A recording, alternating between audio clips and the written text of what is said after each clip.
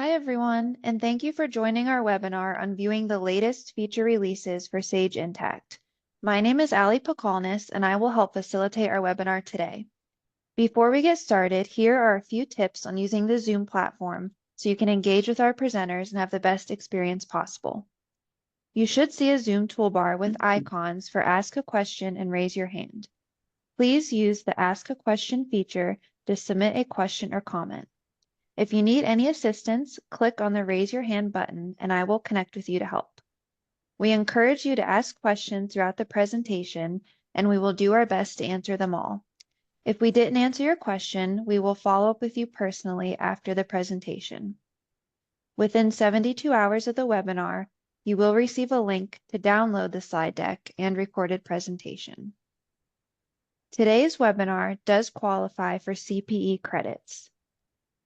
To receive your credits, you must actively respond to 3 out of the 5 polling questions and stay on for the duration of the webinar. Next slide, Jen. Thank you. If you have any difficulty answering the polling questions, please email elevatelearn@armaninollp.com with questions. And with that, I'd like to introduce you to our presenters, Jenn Bowman, Shannon Santa Stephen, and Kern Acre. Hi, I'm Jenn Bowman here. Shortly, I will be turning my camera off to save some bandwidth, but I'm a senior manager here at Armanino. Hopefully I've met many of you on this call. I've been here about 4 years now, and I really just love to maximize clients' usage of Sage Intacct and really help them be successful with using Sage Intacct.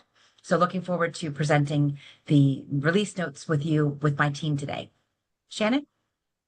Thanks, Jen. Hi, everyone. I'm Shannon Santa Stephen, and I am as equally excited as Jen to share these new release highlights with you today.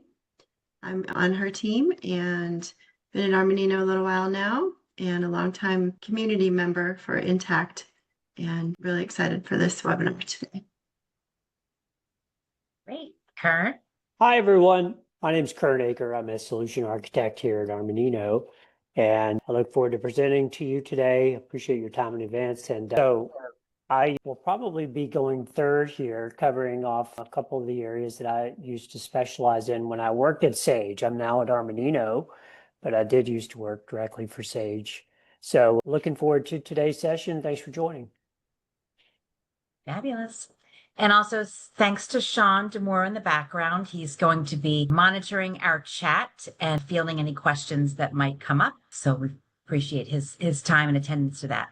All right, I'm going to turn off my video and then we can get ourselves started. All right, great.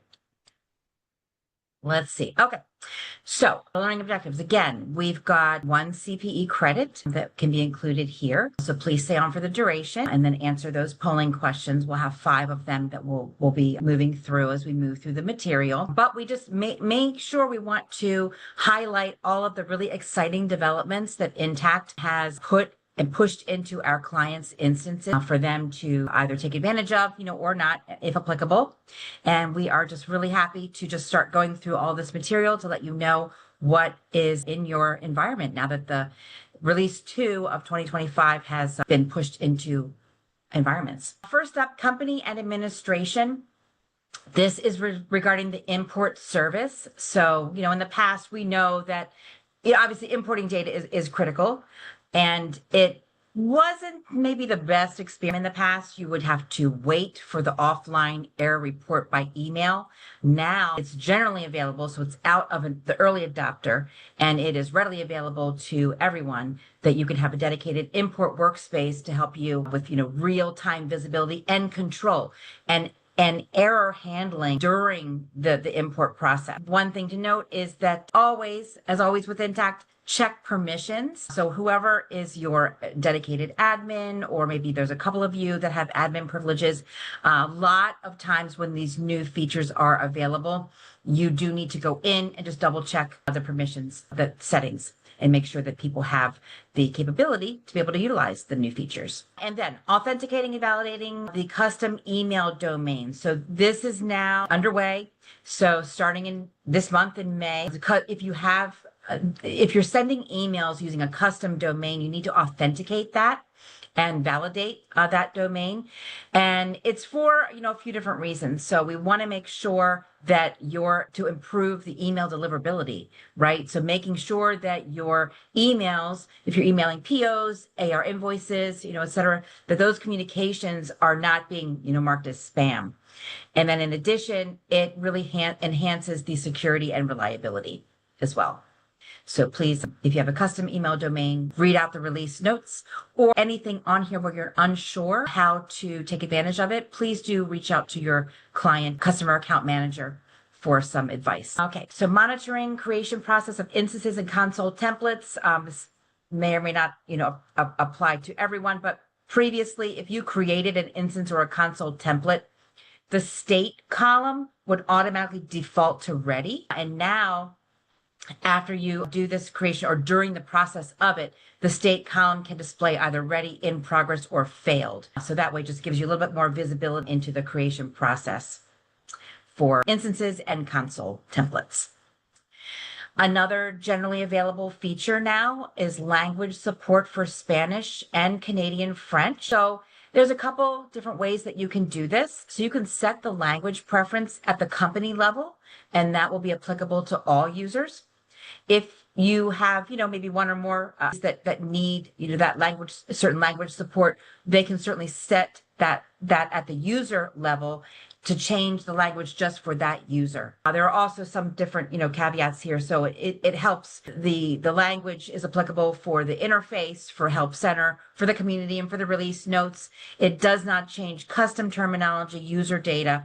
Platform applications aren't involved, available for the language support, and marketplace applications, obviously wouldn't follow these setting preferences either. And there are also some permission changes. And again, I encourage, you to kind of coordinate with admins, or maybe some of you are admins on this call, to please heed to this. There are some permission changes in this. On the left-hand side here is regarding the import experience. If you are importing adjustments to AP invoices for AR or adjustments for AR, you need to have two permissions to be able to this task, and that is add and post. And on the right-hand side of the screen here, projects, time and expenses. So previously, the time and expenses module was a single module in your menu structure, in your navigation panel within Sage Intacct. They are separating them. I think Kern's going to probably talk a little bit more about that when he gets to the time and expense section in his presentation. But they're going to split those to two distinct modules, time module and expense module. And then in projects and time, there's some other permissions that the list, view, add, edit, delete for my timesheets. Now that permission only affects the time application only. Staff timesheets, list, view, add, edit, delete, that affects just the time application now as well. All right, leads us to our first polling question. Okay, so during which month in 2025 are Sage Intacct customers expected to validate their domains if they send emails using a custom domain? This is a single choice answer. So it's May, June, September, or November. So we'll give you a few moments to lock in your answers.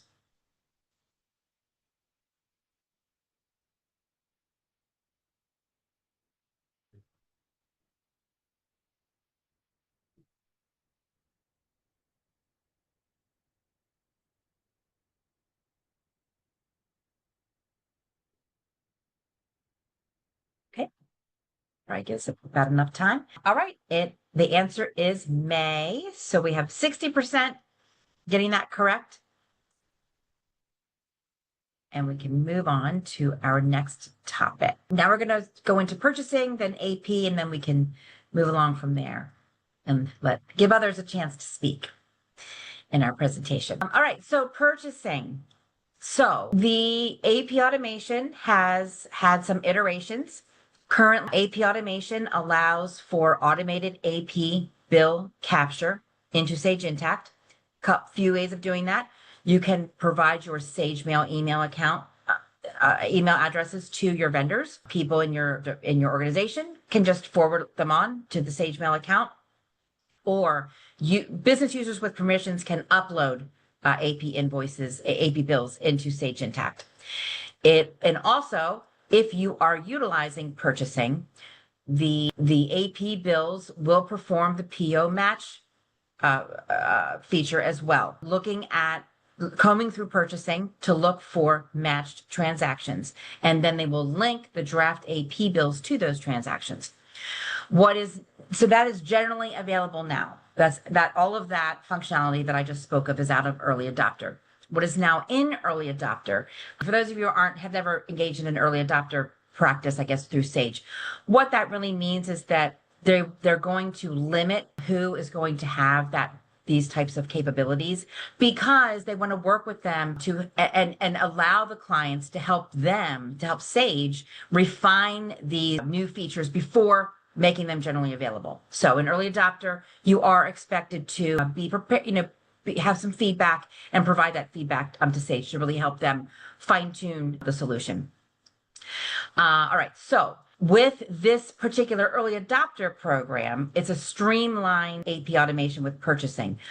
What you'll be able to do is you can configure transaction definitions and automate transactions that don't have a previous transaction to match with in the purchasing workflow. So you can change the transaction type for incorrect predictions. And each time you do this, you're feeding that back to the machine learning model, which will help improve future predictions. So you're going to get the benefit of both automated transaction matching and also standalone transactions as well. So you have the flexibility to set up both options or just use one as your needs dictate.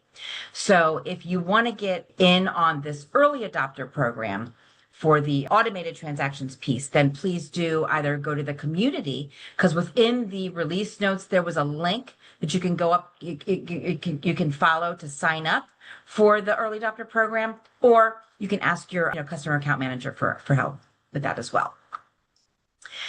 All right, so hiding the price for certain transactions. So now within purchasing transaction definitions, you can hide the prices on certain of the transaction definitions that you wish for pricing to be hidden.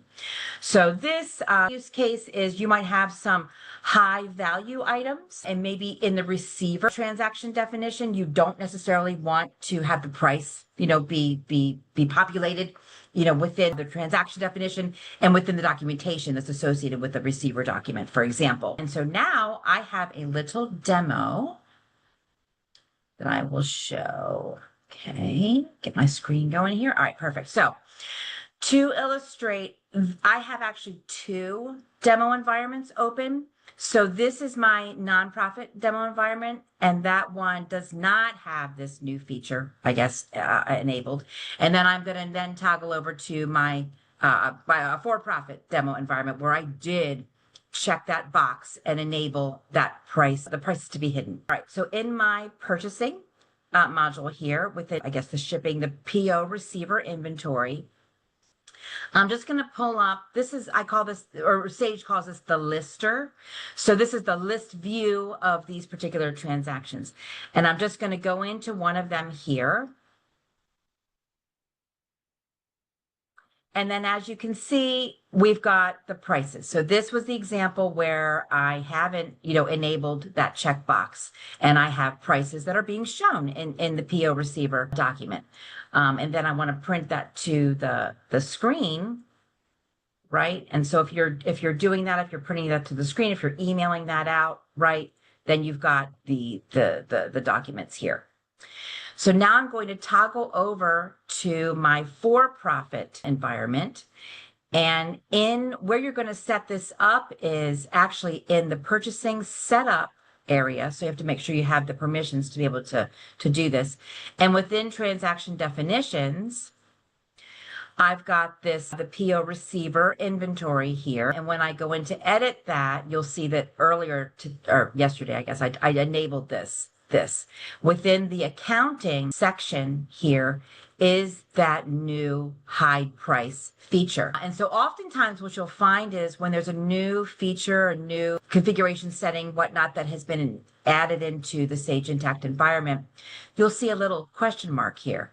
And it just gives you a quick out of view glance what that means and how you'd be able to use that and what, applicability that might have to your organization. And so in this one, when I originally came in here, I just, I logged in, I clicked hide price, and I tried to save it, and I received an error message. And it was this, that I need to deselect this override suggested price box. So I wasn't looking thoroughly. I was just trying to, make a quick edit to it. So what's nice is with this question mark here, you've got this great information to really help you take advantage of the feature.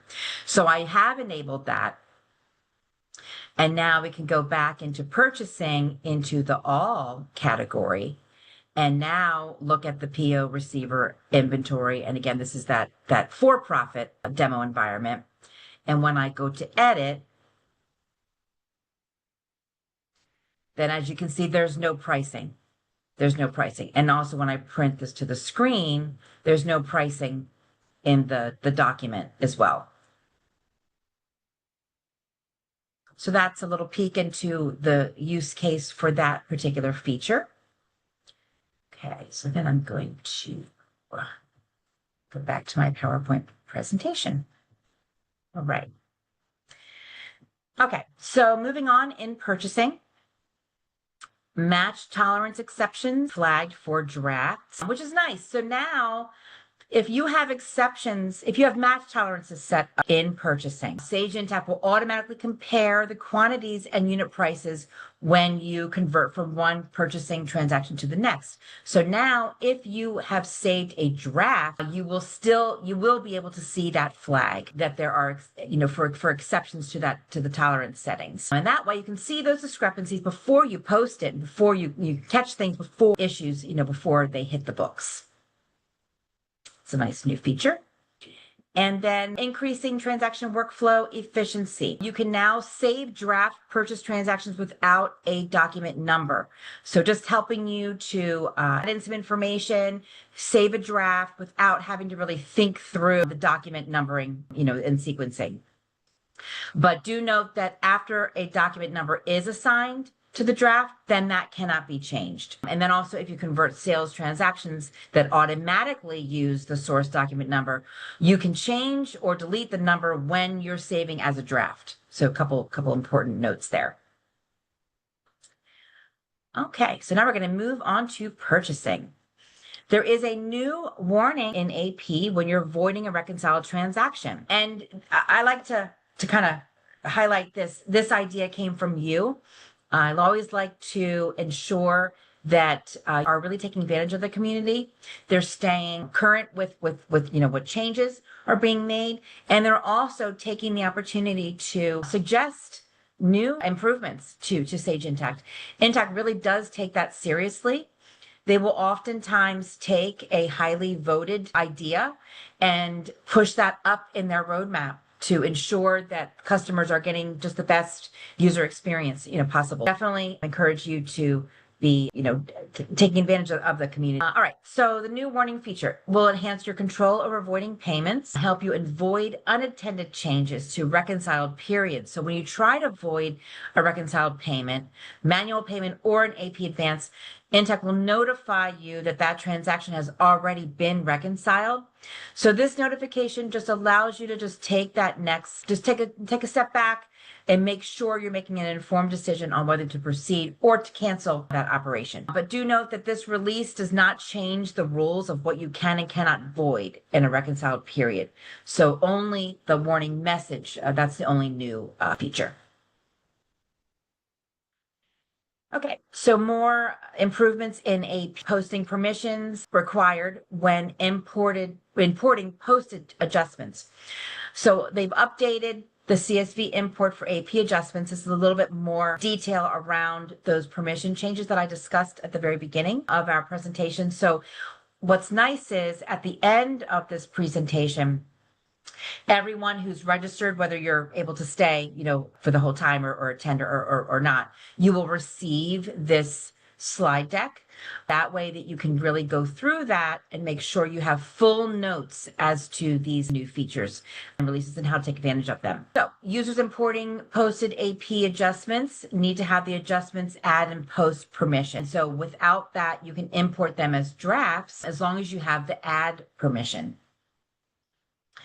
There is a new rule type for named users and bill approvals. This is nice. This really streamlines this approval setting functionality. So prior, when you're selecting your rule types, all of your named users would be all listed within all of the other rule types, kind of causing noise, I think, in that section as you're trying to make your settings for your bill approval policies. Now it's going to follow just a rule type of user level, and here under rule type, and then under user, this new column has been added into the bill approval policy screen. And then this is where, when you click the drop down, all of your specific named users will be listed. So just, to help kind of streamline things, organize, I think that information a little bit better. All right. And then also special characters are now restricted in certain fields. Note, if you already have been using, these characters, there's no immediate action that's going to be required. But if you do edit the record in the future, then you will need to remove the special characters that are listed here before you save your changes. And this applies to the AP term and also the AP account label. Okay, leads us to our second polling question. So true or false? So there is a new warning feature to enhance your control over voiding payments and help you avoid unintended changes to your reconciled periods. Is that true or is that false? So we'll give everybody a few minutes to lock in your answers.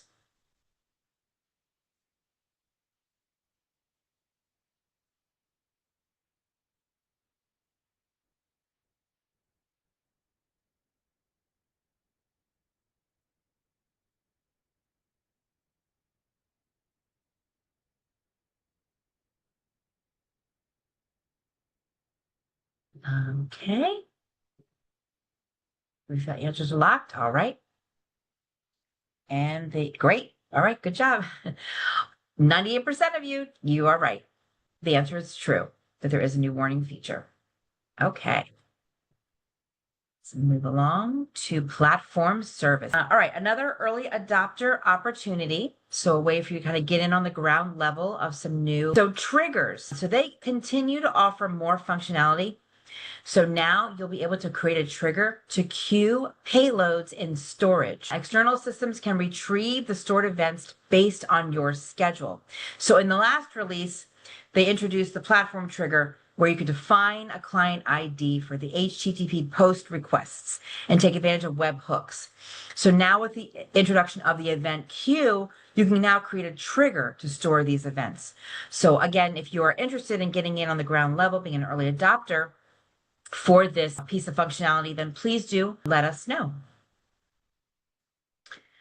And there are improved platform trigger creation for post requests. Now that is actually generally available. So that's moved out of the early adopter phase and into general availability. So the new option for the platform trigger post requests offers reliable and consistent webhook delivery with automatic retries for handling failures. So for example, every time a location is updated in your Intacct company, you need an external inventory supplier system updated for your account. Maybe a location Intacct is updated. The updated location information will be sent using a post request to an external system using a webhook URL. Then the inventory supplier system receives that call, and then one of the following can occur. the relevant database with the revised location gets updated, or if there's a failure that occurs, the call is retried until a successful status code of 200 is returned to Intacct, and it will do up to 4 attempts total. And then let's see, each status codes that trigger the retries would be like the timeout, the too many requests, internal error, bad gateway, unavailable gateway timeout. But it will make up to 4 total attempts. And then the platform install components update. So when you're using platform features, Sage has hidden the installed components menu option from the main platform menu. So you can continue to view the install components in the individual applications overview pages. So this update was meant really to simplify the menu, and it's really based on customer usage. If you prefer to retain the installed components option in the main platform menu, you can ask, log a ticket, log a support case to make that request. All right, and then we're going to move into some industry highlights for nonprofits. The Sage Intacct fundraising powered by Donor Perfect. It's now generally available. So really what that is a partnership between Sage and Donor Perfect to allow customers to subscribe to Donor Perfect and to an integration that's pre-built between Donor Perfect and Intacct. You can subscribe to all of this through your Sage subscription. So really Sage is taking this 360-degree approach to heart and allowing clients to reduce the number of vendors, right, that they need to kind of manage, subscriptions that they need to manage, etc. It helps you to maintain a consistent anniversary date amongst your Sage Intacct, then your CRM through Donor Perfect, and also if you take advantage of the Sage Intacct powered by ADP. So that way you've got payroll, you've got CRM, you also have Sage Intacct, and then you've got one subscription through Sage on all of this type of functionality for you. So Donor Perfect is a great CRM development tool for primarily nonprofits. Allows you to manage your donor data, boost your contributions, and then actually have actionable insights. There are abilities to have marketing and outreach, fundraising campaigns, management through Donor Perfect as well. And so then you have all of that type of information, the communications, dates, times, not just phone calls, but also marketing and email communications that are all stored within the Donor Perfect environment to really just help empower the development team to boost revenue through contributions and gifts. Okay, leads me to our third polling question. With improved platform trigger creation for post requests, how many attempts will be made if a failure occurs? And this is a single choice answer. 1, 3, 5, or 4.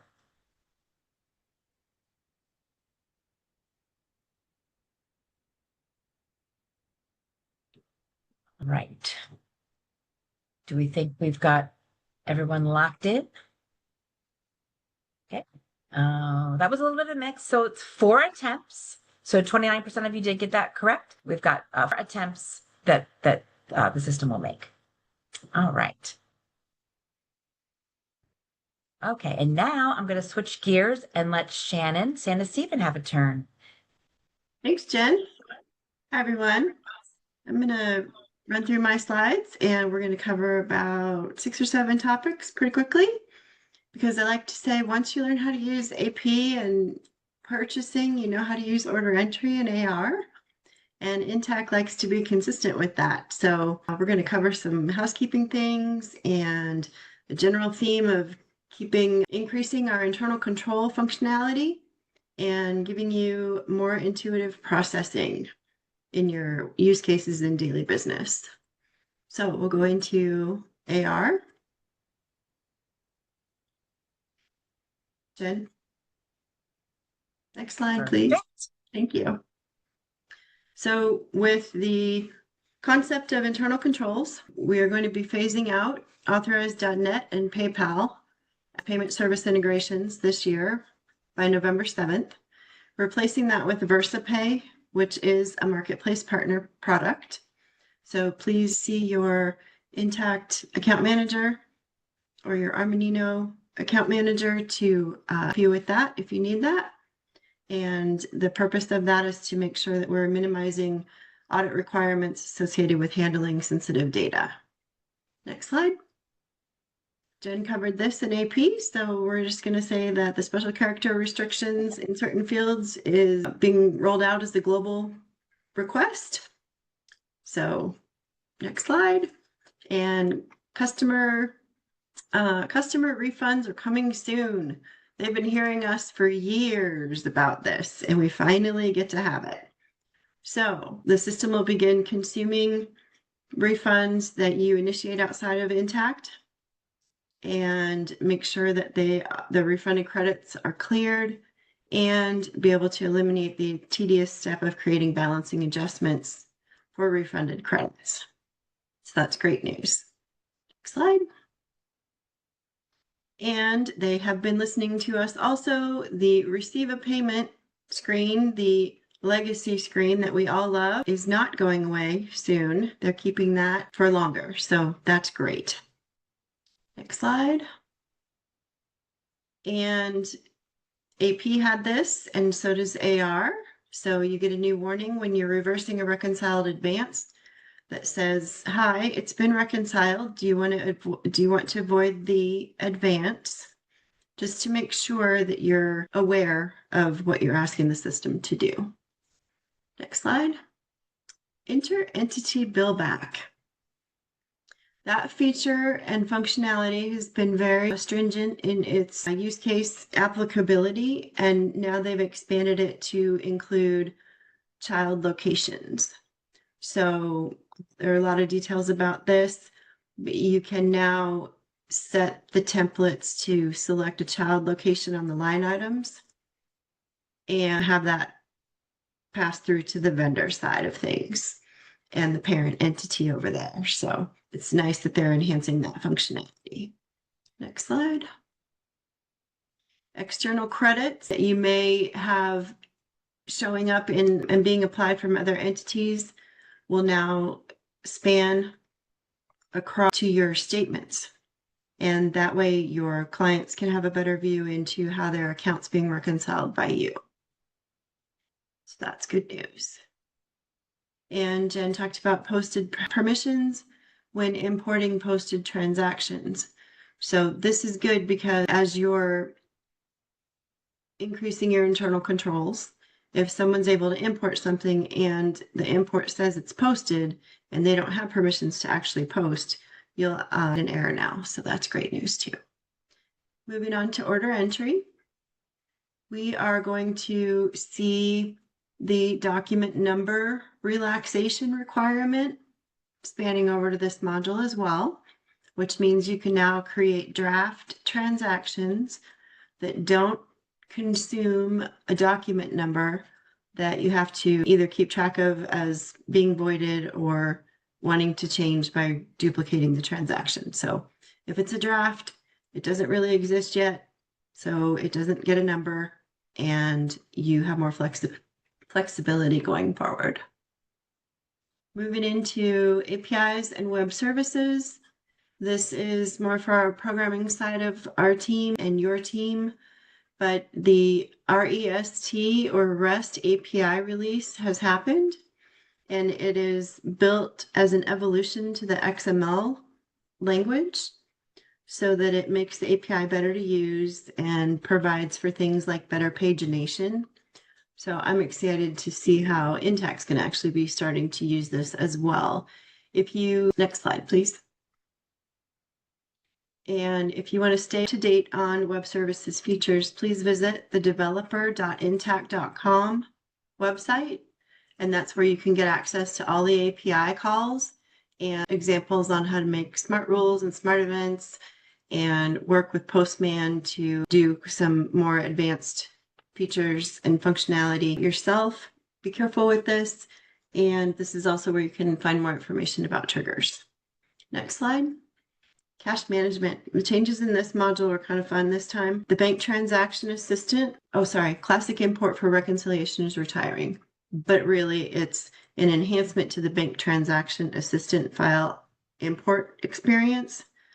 And that means that you'll be gaining greater efficiency in importing bank transactions via your bank feed or the bank transaction assistant file itself, because it's going to house all of the all the different types of transactions in one screen. So you can go through and assign customers and apply payments to invoices and such kind of from one place. So next slide. And what this also is allowing is for greater functionality for credit card bank transactions to be imported as well. And this lists some of the file formats that are allowed. And this will also allow you to reconcile your credit card statement activity a little more efficiently. Next slide. I just wanted to say a couple more things about the bank transaction assistant. Like I said before, you use it to assign customers and receive payments in bulk for unmatched bank transaction data.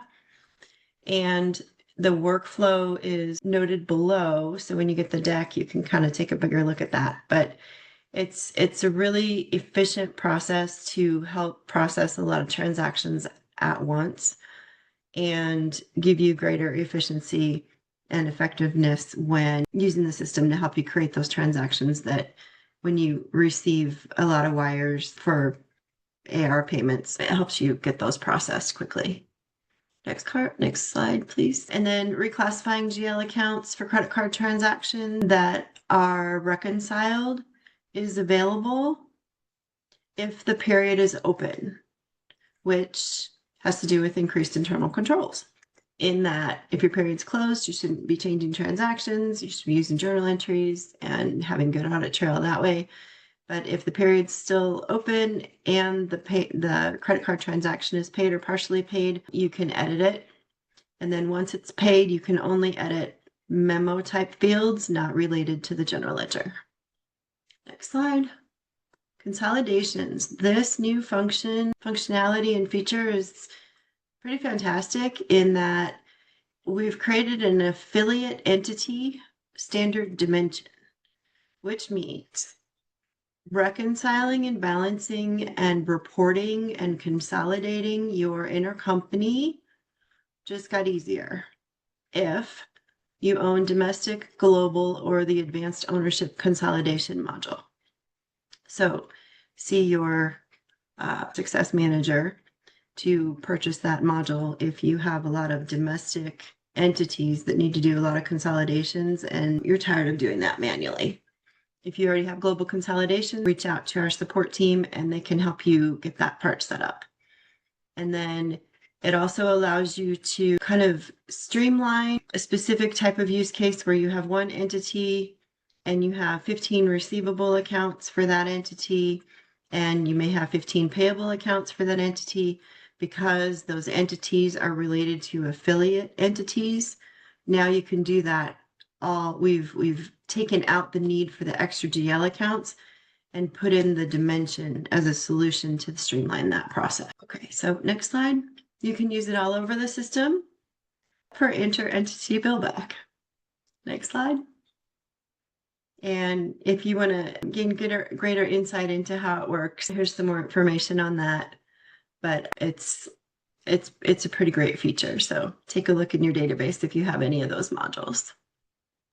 Next slide. We got a special request to talk about the construction module, or Sage Construction Real Estate, CRE. So I'm going to run through this pretty quickly. A lot of this information is for ancillary products that plug into that database structure. I want to call it a module, but it's so much more than that. So the good news is it has enhanced smart rules and smart events for issuing warnings or errors if you have compliance record information that you need to maintain awareness for. So if you have compliance records that are expired, or you need to send an email notification when a compliance record is created from a specific compliance type, this functionality is now available. Next slide.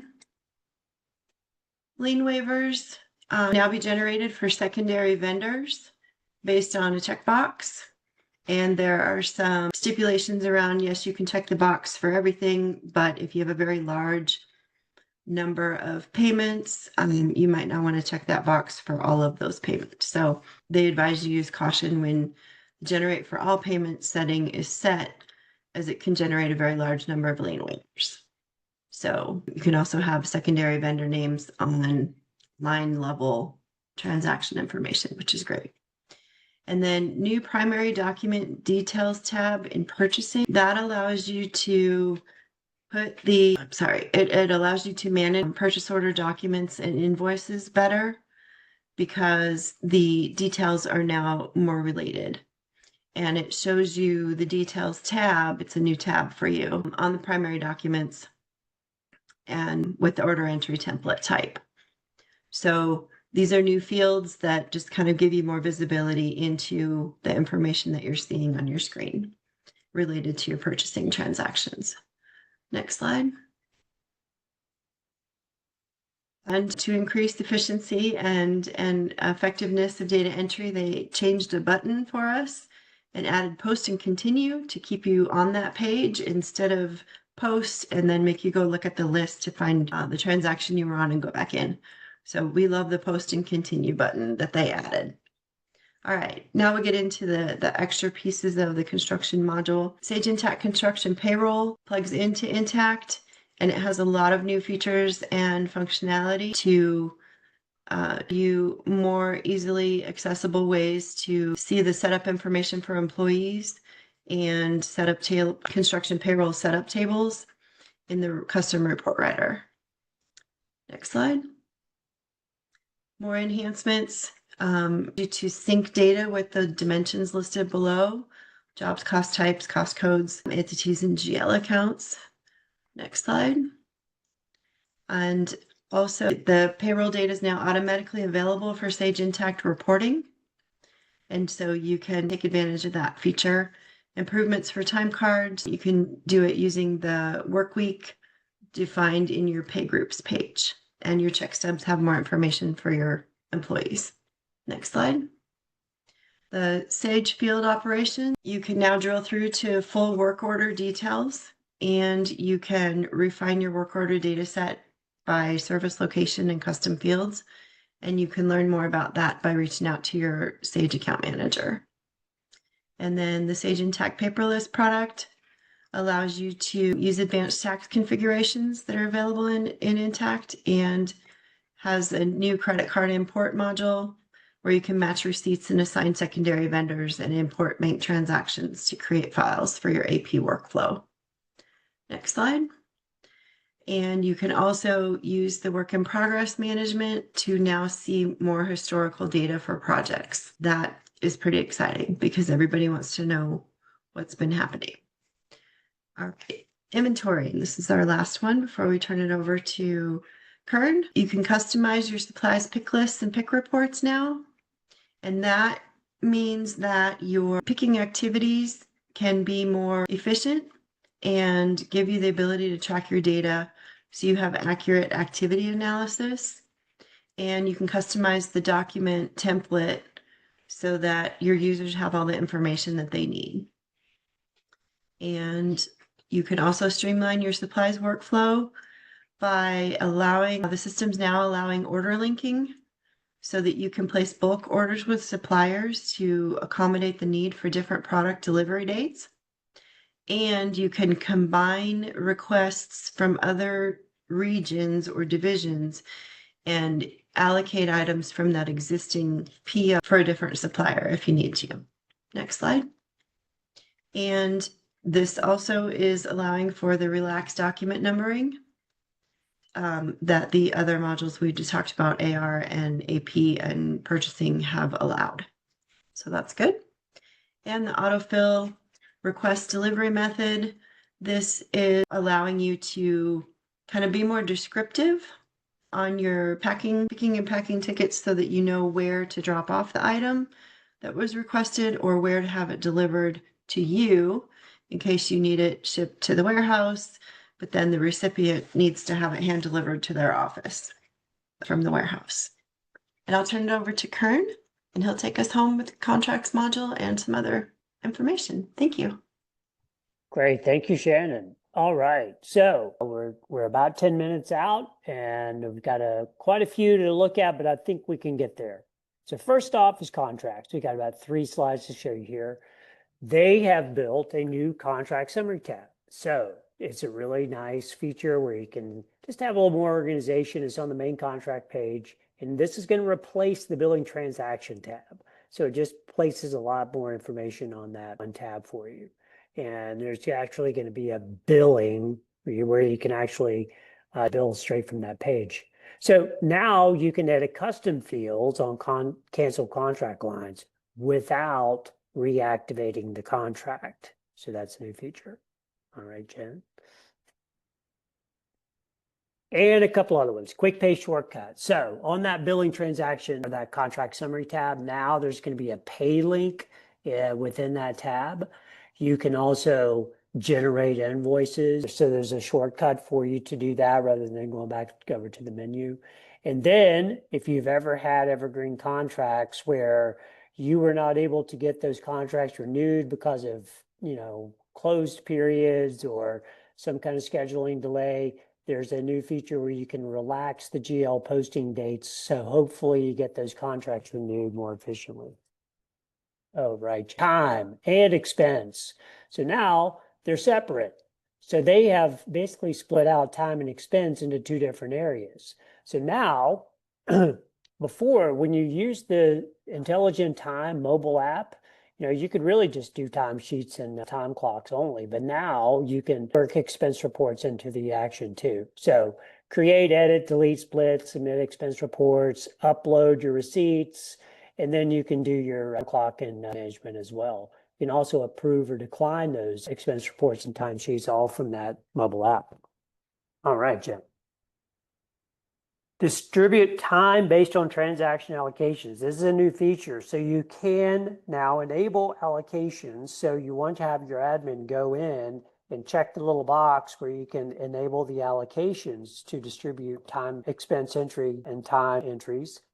But you can't delete the detail lines. You have to go and delete the summary line, and that will kick out all of the lines that have been allocated. Okay.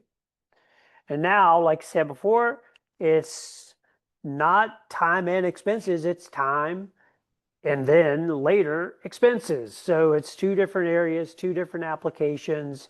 Each application has its own set of permissions. So those are no longer entwined as they always have been. All right, do we have another polling question? Yeah, here we go. The Sage Intelligent Time mobile app now supports employee expense automation. And this feature is an early adopter, true or false? And by the way, reach out to your account manager if you want to be part of this early adopter action there.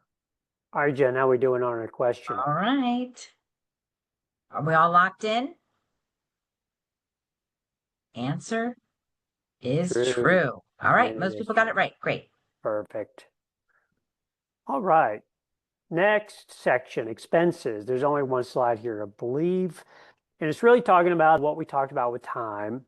So now the mobile expense app is going to allow you to bring in expense information as well. So that second bullet is exactly what we covered in the time section. But this first one is just talking about, hey, we're an early adopter. Now we are going to support expense automation where you can, take a picture of a receipt and all of those documents get attached. Really, really good stuff. Fixed assets. Okay. So now we've got a new depreciation method, a custom declining balance. So this is going to help you if you're working in these countries, Australia, Canada, South Africa, and the UK. So now there's 2 options. There's a declining balance with a true up or without a true up. And that's just going to where all the depreciation is going to be booked in the final period, or if you don't want it to, if you want it to be dispersed evenly throughout the depreciation schedule. Okay, so now there's a new report, a depreciation roll forward report. That's a very good looking report. So now you're going to see all the activity for depreciation. It's going to give you your beginning balance and then any changes to depreciation and then give you a ending balance. New report. All right, and a couple other things in fixed assets. There's going to be some new export lists for assets, classifications, and post depreciation into Word, Excel, PDF, and CSV. And you can also go back that one. Yeah, thank you. You can manage your depreciation rules easier. So now you can add or edit depreciation rules directly from the edit screen. Okay, so you don't have to go and start all over. You can do it straight from that screen. Okay, thanks, Jen. A couple other asset updates. You can mark an asset as intangible. That's pretty cool. Edit certain fields on disposed assets. There's simplified allocation assignments. There's some new improvements around calculation for Canadian customers if you're utilizing input tax credits. There's some, cosmetic things on the user interface and some import service updates as well. Okay, industry specific. So a couple things here for healthcare, new dashboards. So for EMR Connect, there's two new dashboards. You see the screenshot down there. One for EMR residential care insights and the other for EMR ambulatory care insights. All right. And for EMR Connect, there's a few, this new condition not equals has been added. So that's going to help you kind of refine your set of data when you do a value transformation. So you've got that new condition not equals. And then you can also improve access control by using SFTP, or is that right, SFTP? Proxy. Okay, reporting enhancements. So now when you run a report in the report writer, Sage will automatically behind the scenes analyze your report, and it will possibly, depending on your report, offer some recommendations to make it run faster. So, or it'll also even suggest things to make, just a whole better report itself. So there's some built-in enhancements around when you run a report. If it seems like you could have written that report more efficiently, then you'll see some of those suggestions on the screen. Okay, a couple things for tax. So expanded support for Canadian sales tax. Now it's in French for our friends north of the border in Canada. So we've got new French versions of the tax details and schedules. And you can find all of this in the full release notes within your Intacct environment. Okay, a couple other things. Discounts for Canadian sales tax. You see a list of limitations there. But if you do use standard tax tables in Canada, now you can use a custom discounts area for certain AR transactions. And a couple other countries that have been added for GST tax: Singapore, New Zealand, and then again with the enhancements for Canada. Another polling question. And we're coming up on the hour here. What are the two new GST tax solutions in this release? First, Singapore and New Zealand, Singapore and Greenland, New Zealand and Greenland, or is it Singapore and Taiwan? Just pick one.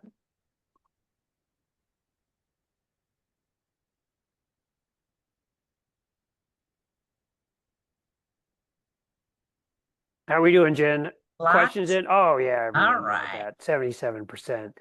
Singapore and New Zealand. New tax information. Excellent. All right, that's it for me, guys. Thank you so much. Over to you, Jen, and to wrap us up. Yeah, I think that's about it. We made it in time. Thank you. So I'm sorry. I feel like I might have talked a little bit longer than I should have. I'll remember that next time. But in any event, please, take advantage of the things that you've seen. Talk to your account managers. You can always use the link and go to our Armanino Academy to sign up for classes as well. They are great for report writing and just for basic concepts for new employees, etc. And then if you have additional questions, you can reach out to Sean Demora at armanino.com. We'll also field those in the chat as well as anything that you have for your account manager as well. And some of our we're operating in an alternative practice structure. We've separated our CPA firm from the rest of the firm, as a lot of CPA firms are doing, so that we can provide more value to our clients through additional offerings. And that about wraps it up for today. Thanks so much.